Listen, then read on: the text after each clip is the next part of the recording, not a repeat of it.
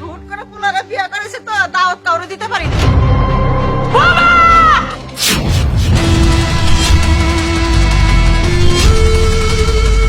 ওইখান থেকে উঠে আসো।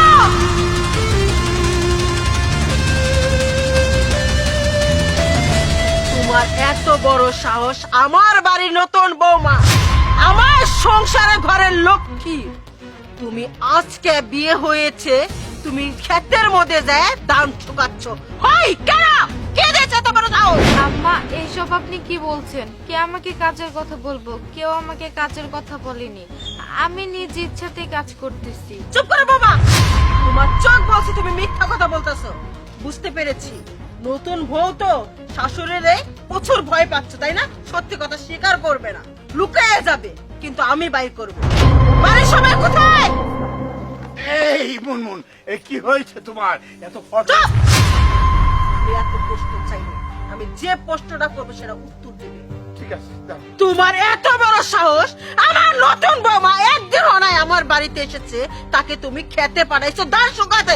কে দিয়েছে তোমার এত বড় বুকের পাটা? কি করে হলো? আস্তাগফিরুল্লাহ, আস্তাগফিরুল্লাহ, নাউজুবিল্লাহ। ইয়া আল্লাহ, মুনমুন তুমি রে কি কইতাছো? আমি তোমার ঘর জামাই থাকতে থাকতে বুড়ো হয়ে গেলাম না? হ্যাঁ, আজ পর্যন্ত তোমার কথার বাইরে আমি কোনোদিনই গেলাম না। তোমার কথা ছাড়া বেলা মুরগি জবাই করলাম না। একদিন একটা মুরগি ধরতে গিয়েছিলাম, তুমি আমাকে পরে তালাকি দিয়ে ফেলেছিলে। আর আমি কিনা তোমার বৌমাকে আমি বলবো যে কাজের অর্ডার, আস্তাগফিরুল্লাহ, আস্তাগফিরুল্লাহ, নাউজুবিল্লাহ, আমি করিনি, এই কথা আমি বলিনি। চুপ করো! তুমি কাজের অর্ডার দাও না, তাহলে কে দিয়েছে? কোকিলা তুই? মামি, আমার কি এত বড় সাহস হইব যে আমি আপনার কুলার বোর্ডে কাজের কথা কমু? যে না আমার মামাই থাকে ঘর জামাই, আমরা ওই আপনার বাড়িতে থাকি, মানে আমার এত বড় সাহস নাই মামি, আমি কই নাই। তাহলে আপনি বলেছেন? হ কইছি আমি। কই মনে কি করব? আমার ভাই তোমার মতো বিবিসি মুনমুনের দেখে ডরাইতে পারে, কিন্তু আমি তো ডরাই না। আমার ভাই হইছে সুডো মানুষ হয়ে তোমার বাড়িতে ঘর জামাই থাকতে থাকতে বুড়ে হয়ে গেছে গা। আর আমি আমার সুডো ভাইয়ের কষ্ট দেখে সহ্য করতে পারি না দেখে নিজের ঘর সংসার হুইয়া তোমার বাড়িতে পড়ে রইছি। কিসের জন্য?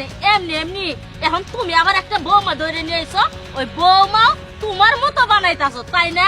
যে আমার ভাইয়ের উপর হুকুম জারি করব, আমি নুরাজা পয়সা থাকতে এরকম আর দিম না, তাই কামের হুকুমে পাঠাইছি, কাম করে খাই। চুপ করেন! আপনি যদি আমার হাজবেন্ডের বড় বোন না হইতেন, তাহলে যদি ছোট হইতেন, আপনাকে আমি পাড়াইয়া বেগুর ভর্তা বানাইতাম। আপনি সাহস কি করে হয় আমার বাড়িতে আপনি নিজের মিয়া টানিয়ে এসে তারপরে বৈশা বৈশা খাইতেছেন, আমি খাওয়াচ্ছি। আপনার ভাই খাতে ঘর জামাই, যার মুরত নাই কে, যে খেত খাবারে কাজ করা, বউকে আসপন্দ একটা শাড়ি দিতে পারে না, তার বোনের আবার বড় গলা। Get out, get out!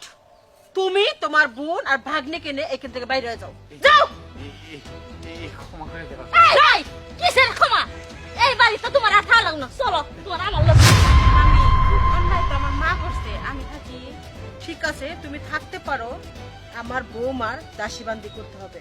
সমস্যা নাই, আমি আপনাকে অনেক ভালোবাসি। তাই নাকি?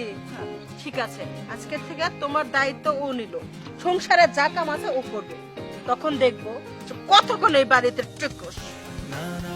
আম্মা, আপনি এটা কি করলেন? সামান্য একটু ভুলের জন্য আব্বাকে এই বাড়ি থেকে বের করে দিলেন। সে না হয় না বুঝে ভুলটা করেই ফেলেছে, তাই বলে এত বড় শাস্তি দিবেন? আহা বৌমা, তুমি ছোট মানুষ, ওই রকম বুদ্ধি জ্ঞানও নাই। ভালো করেছি, ওর মতন জামাই দরকার নাই। দরকার পরে তোমার শাশুড়ি আর এক জায়গায় বিয়ে বসবে। হাসতেছো কেন? যাও, বাসার ঘরে আমার পোলা বসে রয়েছে, কুকিলা নিয়ে চল। চলো ভাবি। তোমার স্বামীর জন্য অনেক কষ্ট করছি।